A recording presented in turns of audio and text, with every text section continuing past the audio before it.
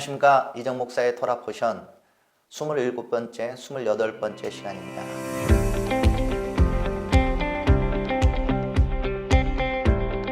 27번째 주 탓지리아는 임신하여라는 뜻으로 레위기서 12장 여인이 아이를 낳는 규례에 관하여 나타나게 되고 13장은 나병에 대한 여러 가지 규례를 볼 수가 있습니다. 바이다베르 아도나이 엘 모셰 레모르 다베르 엘 브네이 이스라엘 네모르 이샤 키 탓지리아 베얄다 자카르 여호와께서 모세에게 말씀하여 이르시되 이스라엘 자손에게 말하여 이르라 여인이 임신하여 아들을 낳으면 오늘 더블 포션으로 두 개를 보게 되는데 바로 여인이 임신과 출산에 관한 규례들이 나오게 됩니다. 출산한 후 8일 후에 남자의 경우 할례를 행하게 되고 또한 짜라시라고 말하는 피부병에 대한 규례들을 볼 수가 있습니다. 또한 이 피부병에 걸린 사람을 맷조라 28번째 우리 파라샤의 제목에 나온 것처럼 이 맷조라는 피부병에 걸린 사람을 말합니다. 피부병에 걸린 사람은 무엇보다 공동체를 보호하기 위하여 그는 격리를 가게 됩니다. 여인이 아이를 낳게 되면 8일 후에 할례를 행하게 됩니다. 레위기서 12장 1절 여호와께서 모세에게 말씀하여 이르시되 이스라엘 자손에게 말하여 이르라 여인이 임신하여 남자를 낳으면 그는 이레 동안 부정하리니 곧 월경할 때와 같이 부정할 것이며 8째 날에는 그 아이의 포피를 벨 것이요. 여인이 아이를 낳고 난 뒤에 33일 후에 산혈이 깨끗해져서 결과적으로는 1회 동안 7일 플러스 33일에서 남자의 아이의 경우는 40일 동안은 이렇게 정결하지 않다 해서 구별하게 되고 여자아이를 낳게 되면 5절에 여자를 낳으면 그는 두 일해 동안 부정하리니 월경할 때와 같을 것이며 산혈이 깨끗하게 되면 66일을 지내야 하니라. 14 플러스 66일에서 80일을 정결의 시간을 가지게 됩니다. 왜 이 기간들을 주님께서 설정했는지는 정확하게는 저희는 알 수는 없습니다. 하지만 분명한 것은 여인이 아이를 낳고 난 다음에 그가 몸을 회복하고 깨끗하게 되는 사실 기간이 있습니다. 그 사이에 이 부정하다라는 이름으로 이 사람이 다른 접촉을 하지 않도록 하는 것을 우리가 보게 됩니다. 부정하다라고 해서 아주 부정하다는 의미보다는 이 여인이 다른 사람들과 접촉하지 않도록 보호하는 기간이라고 저는 이해가 됩니다. 아이를 낳게 되면 그 여인이 정결케 되는 기간이 되었을 때 그리고는 기간이 지나면 하나님께 고르반 예물을 드리게 됩니다. 그래서 6절부터 8절까지 보면은 아들이나 딸이나 정결하게 되는 기간이 차면 그 여인은 번제를 위하여 1년 된 어린 양을 가져가고 속죄제를 위하여 집비둘기 새끼나 산비둘기를 회막문 제사장에게로 가져갈 것이요. 제사장은 그것을 여호와 앞에 드려서 그 여인을 위하여 속죄할지니 그리하면 산혈이 깨끗하리라. 이는 아들이나 딸을 생산한 여인에게 대한 규례니라. 하나님께서 아이를 주시는 것은 굉장히 큰 은혜입니다. 그 여인이 그것을 인하여 여러 가지 고통을 당하고 그다음 몸조리 기간이 있지만 그 기간이 다 끝난 40일, 80일이 지나면 감사 예물을 드리게 됩니다. 혹시나 내가 감사 예물을 드릴 때 힘이 미치지 못하는 사람을 위하여 8절에 구체적으로 조금 경감하여 나오게 되는데 그 여인이 어린 양을 바치기에 힘이 미치지 못하면 산비둘기 2마리나 집비둘기 새끼 2마리를 가져다가 하나는 번제물로 하나는 속죄 제물로 삼을 것이요 제사장은 그를 위하여 속죄할지니 그가 정결하리라. 요즘도 의료가 발달했지만 이 여인이 아이를 낳고 회복하는 기간이 상당히 오래 걸립니다. 산후조리원을 가서 조리하듯이 조리하게 되는데 우리도 이 기간 이스라엘 백성들이 광야에 있고 가나안 땅에 있을 때 그 기간이 더 주의가 필요했던 것은 우리가 상식적으로 이해할 수 있습니다. 아이를 허락하시고 또 몸을 회복하신 하나님께 마땅히 고르반을 드려야 할 것입니다. 그 다음에 우리가 봐야 될 것은 바로 짜랏, 피부병이라는 것을 우리가 연구하게 될 건데요. 짜랏은 특정한 어떤 피부병과 같습니다. 그가 부정하다는 말은 그를 만나지 말라는 것이 아니라 그가 가지고 있는 질병이 다른 사람에게 가족과 공동체에게 옮길 수 있기 때문에 조심하라는 말과 같습니다. 그렇기 때문에 짜라앗이 현대에 있는 한센병, 나병과 동일하다고 볼 수는 없습니다. 단지 전염력이 있다는 것은 분명합니다. 제사장이 이 짜라앗을 판결하게 됩니다. 사람의 피부에 흰점이 있거나 희고 불구순한 색점이 있는지 이런 것들을 판단해서 이 사람이 짜라앗, 피부병에 걸렸다라고 말하면은 부정하다라고 판정하게 되고, 그 사람은 이제부터는 짜라앗에 걸린 사람, 메쪼라의 규정을 따라야 합니다. 완전히 나을 때까지 그는 전염력이 있기 때문에 자기의 가족과 공동체에서 분리되어 진영 밖에 지내게 됩니다. 단지 육체적인 질병이 아니라 영적인 질병도 있다고 판단하기 때문에 그는 그 격리 기간 동안에 회개하는 기간, 하나님과 함께 지내고 또한 사람과 지내서 오직 하나님을 바라보는 그 시간을 가지게 됩니다. 요즘 같은 때에는 격리가 많이 이루어지고 있습니다. 코로나 시즌 때문에 우리 코로나 걸린 사람 우리가 사랑하죠. 그렇지만 그가 전파 때문에 지금 짧게는 일주일, 그리고 보통은 2주를 격리하게 합니다. 근데 이 당시에 바로 하나님이 이런 전염력이 있는 질병을 주의하기 위하여 이런 격리 기간을 설정하게 한 것은 굉장히 탁월한 말씀이라고 생각합니다. 왜 이 격리를 하게 했을까요? 그것은 바로 이 짜라앗에 걸린 메쪼라의 사람들은 쉽게 치료가 되지 않고 감염력이 있기 때문입니다. 그래서 이 걸린 사람은 부정하다라고 외치게 했습니다. 나병에 걸린 사람들은 진영 밖을 떠나서 살아야 했고, 사람들이 옆에 오면 부정하다, 부정하다, 저에게 가까이 오지 마십시오 라고 외치게 했습니다. 저희는 지금 코로나 때문에 마스크를 쓰고 저한테 가까이 오지 마세요, 악수도 웬만하면 안 하고 이렇게 하는데, 이미 성경시대에 주님께서 그 공동체를 보존하기 위하여 이런 규례를 만들었다는 거죠. 그런데 왜 짜라앗에 걸릴까요? 이 본문의 말씀은 짜라앗이 바로 입의 죄와 연관이 있다고 생각했기 때문입니다. 말의 죄, 모략, 중상, 비방, 거짓말. 성경에서 보면은 이 나병에 걸린 사람들이 몇 사람이 나오게 되는데요. 가장 먼저 나오는 사람이 모세입니다. 모세가 나병에 걸렸다고요? 잠시 걸렸습니다. 하나님께서 모세를 불러서 그를 애굽에 보내서 당신의 백성을 구원하고자 했는데 모세가 끝까지 하나님을 믿지 않게 돼요. 그때 주님이 네 손을 이렇게 품속에 넣어보라고 얘기하잖아요. 넣었다가 빼니까 여기에 나병이 걸린 거죠. 그 당시에는 나병이 치료될 수 없다고 생각했는데 다시 또 집어넣었다고 빼니까 깨끗해졌습니다. 모세가 하나님을 믿지 않고 불평하는 그 입술의 결과로 짧지만 나병이 걸렸다는 거죠. 또 다른 걸린 사람이 나옵니다. 그 사람은 바로 미리암입니다. 미리암은 민수기서 12장 1절부터 14절에 이 장면이 나오게 되는데요. 모세가 구스 여인을 취하게 된 것을 비방합니다. 그러면서 나도 모세와 같은 선지자다라고 주장하게 되죠. 미리암이 탁월한 선지자이고 백성의 리더인 건 맞습니다. 하지만 모세와 같은 반열이지는 않죠. 그가 모세를 비방할 때 하나님이 미리암에 대해서 진노를 하십니다. 그래서 어떻게 됐나요? 바로 미리암이 나병에 걸리게 됩니다. 미리암이 백성의 지도자였고 홍해를 건넜을 때 소고를 치며 주님을 찬양하던 찬양 사역자였지만 그는 진영 밖을 떠나서 7일 동안 격리를 받게 됩니다. 또 다른 한 사람이 또 누구가 있나요? 바로 게하시입니다. 엘리사의 시종이었죠. 그가 거짓말을 하게 됩니다. 바로 나아만 장군, 오늘 하프타라에 읽게 되는데요. 나아만 장군이 여러 가지 예물을 드렸지만 그것을 엘리사가 받지 않습니다. 근데 게하시가 그것이 너무 탐이 나가지고 우르르 쫓아가가지고 나아만 장군님, 우리 사부님께서 조금 필요하다고 하시는데요. 그래서 그 예물을 받아가 숨겼어요. 어떻게 됐나요?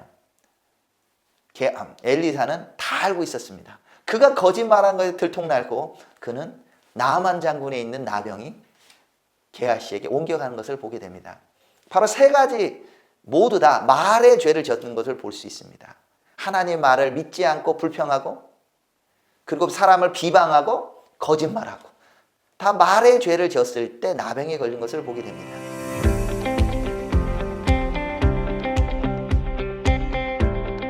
스물여덟 번째 주 파라샤의 제목은 바로 맷조라입니다. 나병 환자라고 번역됩니다. 레위기서 14장 1절부터 2절까지 나오는 말씀인데요. 바이다베르 아도나이 엘모쉐 레모르 조트 티히에 토라트 하메쪼라 베욤 토호라토 베후바 엘하코엔. 여호와께서 모세에게 말씀하여 이르시되 나병 환자가 정결하게 된 날의 규례는 이러하니 곧 그 사람을 제사장에게로 데려갈 것이요. 나병에 걸렸다고 해서 그 사람이 진영에서 완전히 떠나는 것은 아닙니다. 그가 치유가 되면 다시 공동체에 합류할 수가 있습니다. 앞에 제가 나눴던 미리암의 그 예죠. 미리암이 나병에 걸렸지만 진영 밖을 떠났고 다시 돌아오게 됩니다. 그럴 경우 어떻게 합니까? 바로 진찰을 받게 됩니다. 2절부터 5절까지 보게 되면 나병 환자가 정결하게 된 날의 규례는 이러하니 곧 그 사람은 제사장에게로 데려갈 것이요 제사장은 진영에서 나가 진찰할지니 그 환자가 있던 나병 환부가 나았으면 제사장은 그 정결함을 받을 자를 위하여 명령하여 살아있는 정결한 새 2마리와 백향목과 홍색실과 우슬초를 가져오게 하고 제사장은 또 명령하여 그 새 하나는 흐르는 물 위 질그릇 안에서 잡게 하고. 자, 나병 환자가 자기가 생각해서는 낫게 됐다고 생각합니다. 그런 경우 어떻게 해요? 제사장을 부르게 됩니다. 바로 나 나았어, 나 이제 들어가도 되지 하고 들어오는 게 아니에요. 저희들도 이 격리 기간이 있는데 나 나았어 라고 격리로 들어오는 것이 아니거든요. 그가 나았는지를 제사장이 가서 진찰하게 됩니다. 그리고는 나은 것을 확인하게 되면은 이제 그 사람을 위하여 정결례를 준비하게 되는데 새 2마리와 백향목, 홍색실, 우슬초를 준비하게 됩니다. 왜 이것을 준비하게 됐을까? 구체적인 이유는 나오진 않습니다. 그렇지만 우리 우슬초 같은 게 죄를 씻는다 이런 것의 의미를 알게 되죠. 홍색실도 피를 상징하게 되고요. 새 2마리 중에 1마리를 바로 흐르는 물 위에 있는 질그릇에서 잡게 됩니다. 그리고 다른 새 1마리는 산채로 백향목과 홍색실, 우슬초 함께 가져다가 잡은 새의 피를 이렇게 뿌려요. 그러니까 물을 묻혀서, 그리고는 그것을 환자에게 이렇게 7번 뿌리게 됩니다. 그리고는 살아있는 새는 놓아주게 되죠. 마치 격리를 당했다가 자유케 되는 사람처럼 이 새는 자유롭게 날아가게 됩니다. 그리고 격리에 있었던 사람은 이제 자기 옷을 빨고 모든 털을 밀고 물로 몸을 씻어야 합니다. 맷조라, 이 전염병에 있는 사람은 바로 자기 옷도 사실 오염이 되어 있는 거거든요. 그리고 털이라든지 이런 데 오염될 수 있어요. 그러니까 거기서 깨끗이 몸도 깨끗이 정결하게 하는 겁니다. 그리고는 다시 장막 밖에서 7일 동안을 기다리게 됩니다. 왜냐하면 혹시나 문제가 또 있는지 다시 자기 확인하는 과정을 거치게 되죠. 그래서 밖에 있는 사람들도 밖에 또 7일 있으면서 이 기간 동안에 공동체에 있는 사람들도 이 사람을 맞이할 준비를 하는 겁니다. 아, 누가 다 나았대. 이제 7일만 더 기다리면 이제 합류할 수 있대. 그것을 기다리는 거죠. 또한 어떤 것도 있냐면 저 사람이 나았다고 들어오는데 공동체에 있는 사람도 겁이 나는 거예요. 나 저 사람 받았을 때 혹시 나병이 오르는 거 아닐까? 저 피부병 오르는 게 아닐까? 우리 식으로 말하면 누가 코로나에 걸렸대. 병원에서 치유받아 나왔대. 그런데 저 사람 진짜 치유가 됐을까? 나 같이 그 사람 악수해도 될까? 이렇게 생각할 수 있잖아요. 그러니까 모든 자신의 질병의 문제들을 해결하고 나고 그래도 일주일을 더 기다리게 했다는 거죠. 저희가 지난 파라샤의 쉐미니, 그 8번째 날이라고 했죠. 쉐미니라는 건 새로운 시작을 말한다고 했습니다. 레위기서 14장 10절에 8째 날에 그는 흠없는 어린 순양 2마리와 1년 된 흠없는 어린 암양 1마리와 또 고운 가루 10분의 3 에바에 기름 섞은 소재물과 기름 한 녹을 취할 것이요. 정결하게 하는 제사장은 정결함을 받을 자와 그 물건들을 회막문 여호와 앞에 두고 어린 순양 한 마리를 가져다가 기름 한 녹과 아울러 속건제로 드리되 여호와 앞에 흔들어 요제를 삼고 그 어린 순양은 거룩한 장소 곧 속죄제와 번제물 잡는 곳에서 잡을 것이며 속건제물은 속죄제물과 마찬가지로 제사장에게 돌릴지니 이는 지극히 거룩한 것이니라. 제사장은 그 속건제물의 피를 취하여 정결함을 받을 자의 오른쪽 귓뿌리와 오른쪽 엄지손가락과 오른쪽 엄지발가락에 바를 것이요. 요약을 하면 이렇습니다. 정결함을 받는 사람은 어린 순양 2마리를 준비하고 1년생 어린 암양 1마리, 그리고 소재물, 그리고 기름 한 녹 0.3리터 정도를 준비하게 됩니다. 그리고 첫 번째는 속건제를 드리게 됩니다. 그러므로 죄를 속하고 회복하는 제사를 드리게 되죠. 근데 흥미로운 것은 이 속건제의 제물의 피를 어디다 바르나요? 그 피를 오른쪽 귓뿌리, 오른쪽 엄지손가락, 오른쪽 엄지발가락에 바른다는 겁니다. 이 어디서 봤죠? 네, 제사장을 임명할 때 그 피를 오른쪽 귓뿌리, 오른쪽 손가락, 오른쪽 발가락에 바른 걸 보게 됩니다. 제사장을 임명해서 하나님이 구별하여 세우는 것처럼 정결하게 된 사람을 그 피로 인을 치는 것이죠. 또한 제사장을 임명할 때 피뿐만 아니라 기름도 발랐습니다. 동일하게 정결함을 받는 사람도 그 기름을 오른쪽 귓뿌리, 오른쪽 손가락, 그리고 오른쪽 엄지발가락에 발랐습니다. 이제 죄가 깨끗하게 되고 병이 낫게 되었기 때문에 이제는 주님 기름 부음 받은 대로 얘가 이 귀를 구별하여 드립니다. 주님의 음성만 듣기를 원합니다. 제가 엄지손, 내 손으로 하는 모든 것을 구별합니다. 주님이 원하는 것을 하겠습니다. 엄지발가락, 제가 가는 곳도 구별합니다. 주님이 가라는 곳을 가겠습니다 하는 고백인 거죠. 그러니까 단순히 메조라가 육체의 질병이 아닌 바로 영적인 것과 연결된 것을 이 정결례를 통해 우리가 다시 확인할 수 있는 것입니다. 그리고 남은 기름들을 머리에 바르고 기름으로 덮습니다. 이제 당신은 기름으로 인이 쳐서 이제는 정결하게 사십시오 하고 정결함을 받은 사람은 공동체로 들어갈 준비를 하게 됩니다. 자, 정결함을 받았다가 확인된 사람 이제 뭐 해야 될까요? 이제 그는 속죄제와 번제를 들여서 하나님께 자신을 온전히 헌신하는 서약을 하게 됩니다. 혹시나 가난한 사람을 위해서는 바로 속죄제를 위하여 어린 순양 1마리, 그리고 소제를 위한 고운 가루 10분의 1 에바, 기름 섞은 것과 기름 한 녹.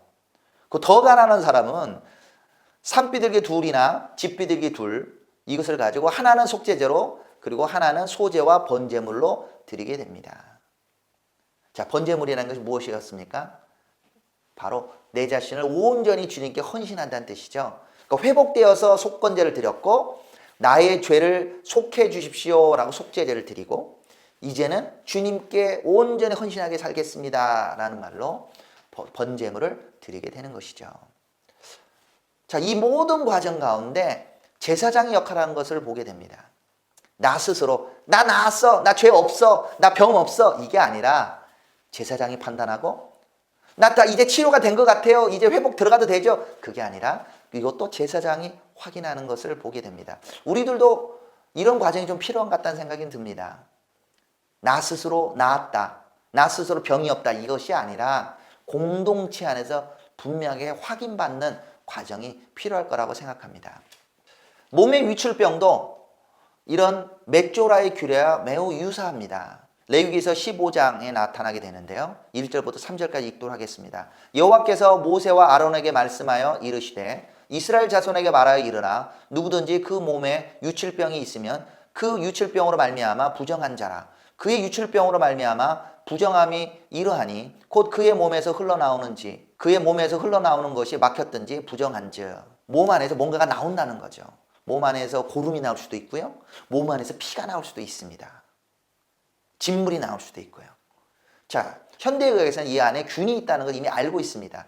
그런데 이 광야에 있는 이스라엘 백성에게 그 안에 뭐 박테리아가 있다, 균이 있다, 그 설명은 아니지만 몸에 유칠병이 있는 사람은 다른 사람에게 영향을 줄 수 있으니까 그가 입고 있던 옷도 부정하다. 그렇죠. 유칠병이 와서 고름이 나오거나 이러면 이 옷도 사실 오염이 되거든요. 그가 앉아있던 곳, 그가 만졌던 곳, 그게 다 감염이 됩니다.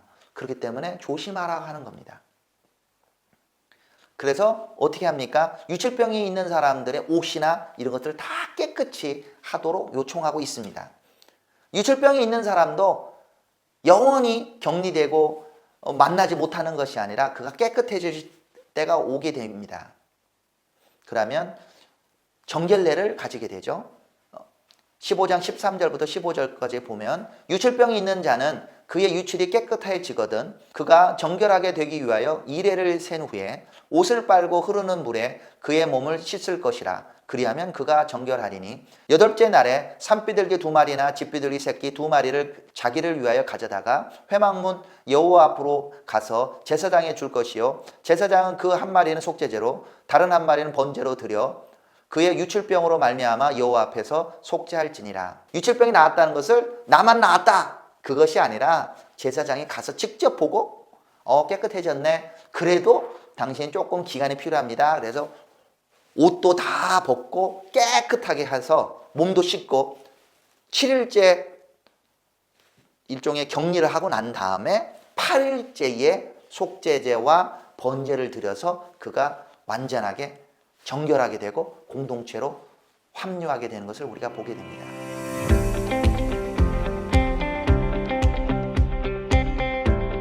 함께 있는 하프타라의 말씀은 먼저 탓지리아에 해당되는 말씀은 열왕기하 4장 42절부터 5장 19절까지 말씀이며 맷조라의 말씀은 열왕기하 7장 3절부터 20절까지 말씀입니다.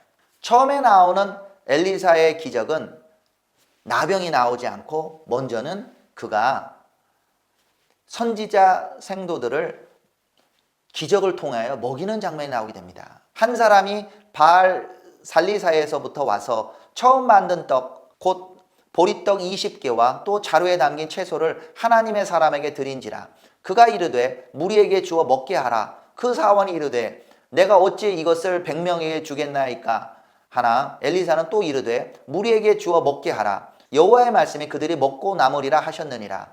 그가 그들 앞에 주었더니 여호와께서 말씀하신 대로 먹고 남았더라. 자, 쉽게 말하면 100명이 지금 있습니다. 그런데 20명 분량을 갖고 온 거예요. 나눠 먹으면 어떻게 돼요? 밥 한 그릇을 5명이 나눠 먹는 거죠. 이게 말이 안 된다고 지금 얘기하는 거죠. 엘리사요, 이게 말이 됩니까? 그랬더니 엘리사가 하나님이 먹고 남는다고 했다. 그 말씀 그대로 먹고 남았다는 거죠. 엘리사를 통하여 하나님 놀라운 기적들이 이루어지는 것을 보게 됩니다.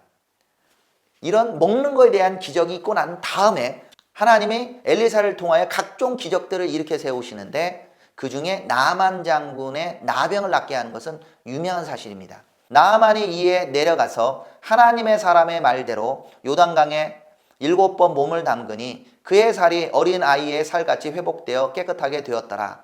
나아만이 모든 군대와 함께 하나님의 사람에게로 돌아와서 그의 앞에 서서 이르되 내가 이제 이스라엘 외에는 온 천하에 신이 없는 줄을 아나이다. 청하건대 당신의 종에게서 예물을 받으소서 하니 이르되 내가 섬기는 여호와께서 살아계심을 두고 맹세하노니 내가 그 앞에서 받지 아니하리라 하였더라. 나아만이 받으라고 강권하되 그가 거절하니라. 나아만이 이르되 그러면 청하건대 노새 2마리의 실을 흙을 당신의 종에게 주소서. 이제부터는 종이 번제물과 다른 희생 제사를 여호와 외 다른 신에게는 드리지 아니하고 다만 여호와께 드리겠나이다. 엘리사의 시대는 굉장히 어두운 시대였습니다. 바로 엘리야의 시대에 아합과 이세벨이 지배하는 시대였고 선지자를 무수히 죽였습니다. 엘리사를 통하여 바로 에후를 기름을 붓고 이스라엘 왕을 삼은 것이 열왕기하 9장이니까 지금 이 이세벨의 영이 여전히 그 땅을 지배하고 있던 시대죠. 하지만 하나님께서는 엘리사라는 하나님의 사람을 통하여 기적을 일으키는 것을 보게 됩니다. 나아만 장군의 치료가 그 중에 가장 유명한 사건 중에 하나이죠.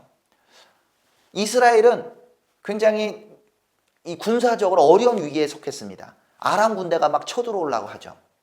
그런데 그 군대를 책임지는 나아만 장군이 자신의 힘으로 나병을 낫지를 못합니다. 그런데 이스라엘에서 잡아온 한 어린 소녀가 나만 장군에게 일러줍니다.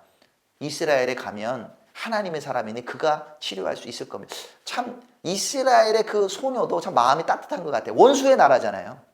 자신을 이스라엘에서 아람까지 잡아온 사람인데 그 원수의 장군이 나병에 걸렸다고 해서 그를 위하여 조언을 해주는 거죠.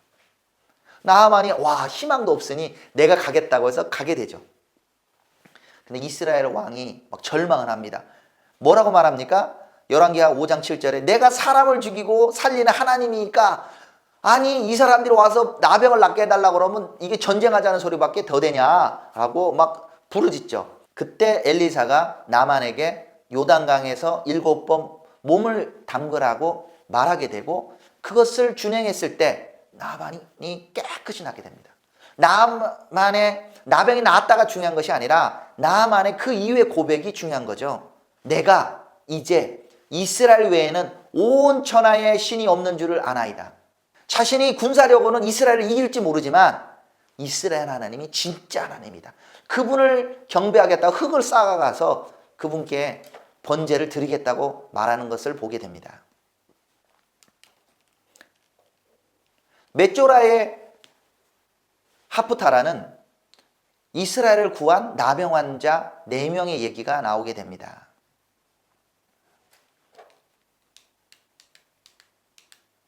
열왕기하 7장 3절부터 22절까지 말씀인데요.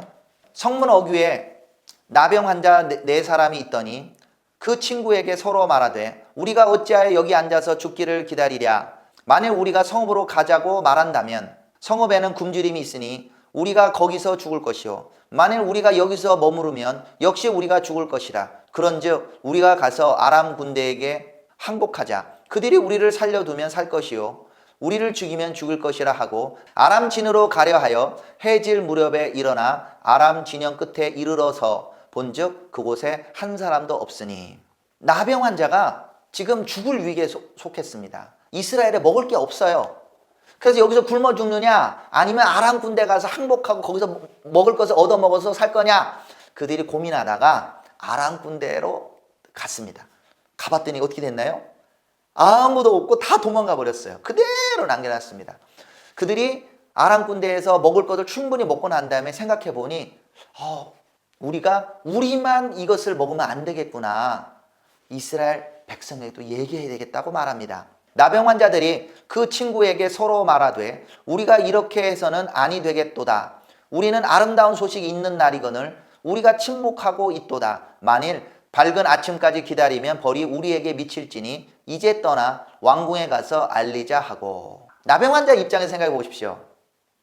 그동안에 성에 있을 때 나병 환자들 대접 못 받았습니다. 성에 있으면서 부정하다 부정하다 입술을 가리고 이렇게 부정하다 이렇게 말하던 사람들이잖아요. 그러면 아유 그동안 우리 무시했던 저 사람들 고생하더라 우리만 살고 가자 할 수도 있겠지만 그들은 하나님을 경외한 거죠. 우리가 가만히 있으면 하나님이 벌을 내린다는 거예요. 그래서 알려야 되겠다고 말합니다. 근데 처음에 듣지 않습니다. 그래도 계속 얘기해요. 들어달라고. 그래서 이 소리가 왕궁까지 하달되고 진짜 그 말이 맞는지 안 맞는지를 보자고 정탐꾼을 보내게 됩니다. 정탐꾼을 보내고 나니까 그들이 발견하게 돼요. 그런데 끝까지 장관 하나는 이 나병 환자의 말을 믿지 못합니다. 그는 어떻게 되었나요? 우리 19절에 보면 그때에 이 장관이 하나님의 사람에게 대답하여 이르되 여호와께서 하늘에 창을 내신들 어찌 이 일이 있으랴 하매 대답하기를 내가 내 눈으로 보리라. 그러나 그것을 먹지는 못하리라 하였더니 그의 장관에게 그대로 이루어졌으니 곧 백성이 성문에서 그를 밟음에 죽었더라. 하나님께서 엘리에사를 통하여 이 성에 대해서 말씀을 하셨죠. 근데 나병 환자가 그 소식을 전한 거예요. 정탐꾼이 왔다고 가서 보니 진짜 없는 거예요. 그래서 사람들이 백성들이 막 그동안 굶주렸지 않습니까? 막 달려가서 나가다가 장관이 그것을 보고 막다가 밟혀서 죽었습니다. 한마디로 말하면 나병 환자보다 못한 장관입니다. 나병 환자. 정말 이스라엘 백성에서 부정하다가 생각하고 공동체에 들어올 수도 없는 사람이었지만 하나님이 이 나병 환자를 통하여 이스라엘의 구원의 소식을 전하겠다는 것이 너무 아이러니하고 놀라운 사실입니다.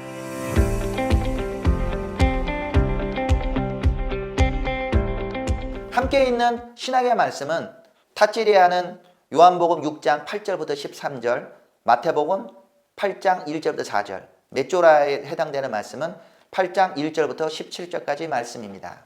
하프타라의 말씀에서 엘리사가 20명 분의 식량을 가지고 100명을 먹이는 장면을 우리가 보았습니다.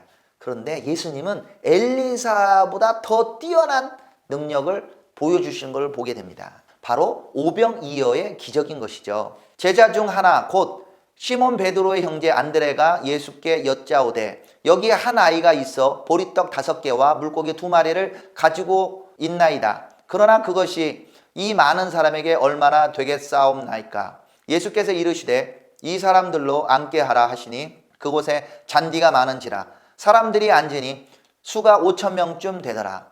예수께서 떡을 가져 축사한 후에 앉아 있는 자들에게 나누어 주시고 물고기도 그렇게 그들의 원대로 주시니라. 그들이 배부른 후에 예수께서 제자들에게 이르시되 남은 조각을 거두고 버리는 것이 없게 하라 하시므로 이에 거두니 보리떡 5개로 먹고 남은 조각이 12바구니에 찼더라. 엘리사가 20명 분으로 100명을 먹였다고 했는데 예수님께서는 동일한 기적, 엘리사에 있는 영이 있는 걸 보이지만 훨씬 큰 능력을 보여줍니다. 보리떡 5개와 물고기 2마리를 가지고 장정만 5,000명쯤 먹인 것을 보게 됩니다. 그리고 먹고 남고 난 다음에 12바구니에 차고 넘칠 정도가 되었습니다. 그 말은 무엇이냐? 바로 예수와께서 엘리사보다 더 뛰어나신 분이라는 것을 이 기적을 통하여 말씀하시는 거죠. 두 번째 기적은 바로 엘리사가 나병을 치료했던 것처럼 주님께서 나병을 치료하는 장면이 나오는 마태복음 8장 1절부터 4절까지 보면 예수께서 산에서 내려오시니 수많은 무리가 따르니라. 한 나병 환자가 나와 절하며 이르되 주여 원하시면 저를 깨끗하게 하실 수 있나이다 하거늘 예수께서 손을 내밀어 그에게 대시며 이르시되 내가 원하노니 깨끗함을 받으라 하시니 즉시 그의 나병이 깨끗하여진지라. 예수께서 이르시되 삼가 아무에게도 이르지 말고 다만 가서 제사장에게 몸을 보이고 모세가 명한 예물을 드려 그들에게 입증하라 하시니라. 주님께서 이 맷조라의 규례를 잘 알고 계신 거죠. 제사장이 봐서 몸을 보이고 모세가 명한 예물, 정결례 예물을 드리라고 예수님께서 말씀하시는 거죠. 자, 예수님께서 맷조라의 규례를 여기서 적용한 걸 보면서 이 신약의 맷조라의 규례는 어떤 의미를 줄까요? 저희가 이렇게 정리해 볼 수 있습니다. 중상모략, 입으로 하는 죄를 범하지 말아야 합니다. 입으로 하는 죄는 사실 공동체를 분열시킵니다. 서로서 험담하고 저 집사님 이상해, 저 목사님 이상해 막 이렇게 하는 그것이 결국 공동체를 파괴하기 때문에 이런 사람은 공동체로부터 이 격리가 사실 필요합니다. 그리고 우리는 이런 말의 죄뿐만 아니라 이런 전염병의 위험성을 코로나19를 통하여 우리가 너무 잘 알게 되었습니다. 그냥 괜찮아 하다가 공동체 안에, 교회 안에 코로나가 막 집단 감염된다는 소리도 우리가 듣고 있습니다. 그래서 우리는 맷조라의 규례는 바로 현대에도 적용할 수 있다고 봅니다. 그런데 여기서 우리가 기억해야 될 것은 단지 격리만이 필요한 것이 아니라 바로 예수와께서 치유하신다는 것이죠. 그분이 나병 환자를 치료하시고 그분이 수많은 병자들을 치료하십니다. 그를 통하여 치유가 나타난 것을 보면서 우리는 예수님의 그 피와 기름 부음을 의지해야 됩니다. 또한 예수님이 당신이 치유하시면 완전히 깨끗해지시잖아요. 그런데도 제사장에 가서 그 몸을 보이라고 말합니다. 그 말은 당신이 치유가 됐어요. 그래도 교회의 권위에 따르라는 거죠. 공동체에 있는 목사님과 그 장로들과 교회 안에서 제가 이렇게 회개했습니다. 이제 공동체에 합류해도 되나요? 이것을 공식적으로 인증을 받아야 된다는 거죠. 그리고 완전히 치유가 된다는 것을 그냥 잊지 말고 하나님께 감사 예물을 드리라고 말하는 겁니다. 근데 예수님의 예에도 보면은 예수님이 10명의 나병 환자를 치유해 주십니다. 그리고 제사장에 가서 보이라고 얘기해요. 오직 한 사람 사마리아인만 와서 감사의 인사를 합니다. 나머지는 어디 갔나요? 그들은 나았다 그러고는 그냥 감사도 모르고 떠나버린 거죠. 누가복음 17장 12절부터 16절까지의 일화입니다. 예수님은 8장 그 나병 환자를 치유한 이후로부터도 계속 사람들을 치유하고 계십니다. 8장 5절부터 13절까지는 백부장의 하인을 치유하게 됩니다. 그리고 14절부터 17절까지는 많은 사람들을 치유하게 되는데 예수께서 베드로의 집에 들어가 그의 장모가 열병으로 앓아 누운 것을 보시고 베드로의 장모도 치유해 주시고, 그리고 16절에 보면 저물매 사람들이 귀신 들린 자를 많이 데려오고 예수께 오거늘 예수께서 말씀으로 귀신들을 쫓아내시고 병든 자를 다 고치시고, 이는 선지자 이사야를 통하여 하신 말씀에 우리의 연약한 것을 친히 담당하시고 병을 짊어지셨도다 함을 이루려 하심이더라. 근데 백부장 하인을 치료하면서 주님이 이스라엘에게 경고를 하십니다. 그 치유의 근원이 예수야인데 그것을 믿지 않는 백성들 어떻게 된다고 하십니까? 11절에 보면 또 너희에게 이르노니 동서로부터 많은 사람이 이르러 아브라함과 이삭과 야곱과 함께 천국에 앉으려니와 그 나라의 본 자손들은 바깥 어두운 데 쫓겨나 거기서 울며 이를 갈게 되리라. 이스라엘 백성들이 이 치유하시는 자 예수야를 영접하지 않을 때 그들은 어두운 데 쫓겨나서 슬피 이를 갈게 되고, 동쪽 서쪽 저희는 동쪽에 해당되는 사람이죠. 열방에서 온 사람들이 바로 아브라함과 이삭과 야곱과 함께 천국에 앉아 있게 된다는 것이죠. 이번 주 탓제리아와 맷조라 두 개의 포션의 말씀을 우리가 보면서 우리는 무엇을 기억합니까? 바로 예수께서 치유자인 것을 기억해야 됩니다. 이스라엘 백성들도 예수께서 치유자인 것을 깨달아 알기를 원합니다. 이사야서 말씀대로 53장 5절에 그가 찔림은 우리의 허물 때문이요 그가 상함은 우리의 죄악 때문이라. 그가 징계를 받음으로 우리는 평화를 누리고 그가 채찍에 맞음으로 우리는 나음을 받았도다. 주님께서 채찍에 맞음으로 말미암아 우리의 피부병, 맷조라 각종 질병들을 치유해 주십니다. 그리고 예수 안에서 우리는 평화를 누리고 나음을 이미 받았습니다. 아직까지 이것을 못 누리고 있는 이스라엘 백성을 위해서 우리 같이 기도하기를 원합니다. 그분들도 정말 이 치유자 되시는 엘리사보다 더 뛰어나신 예수야를 만나기를 소망합니다. 그리고 또한 우리도 혹시나 우리 주위에 이 코로나로 인하여 또는 이런 전염병을 때문에 나병 때문에 고통스러운 사람이 있습니까? 바로 이 말씀을 붙잡고 그가 찔리면 우리의 허물 때문이요 그가 상하면 우리의 죄악 때문이라, 이 말씀을 붙잡고 예수님께서 온전히 치유해 주시기를 위하여 간구하기를 소망합니다.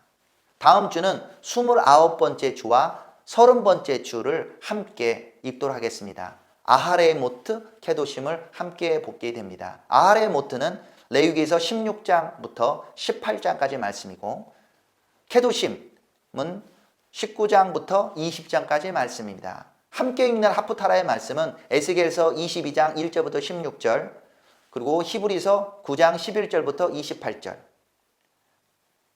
아모스서 9장 7절부터 15절, 그리고 신약의 말씀은 고린도전서 6장 9절부터 20절, 베드로전서 1장 13절부터 16절까지 말씀을 함께 읽고 공부하는 시간을 가지도록 하겠습니다. 감사합니다.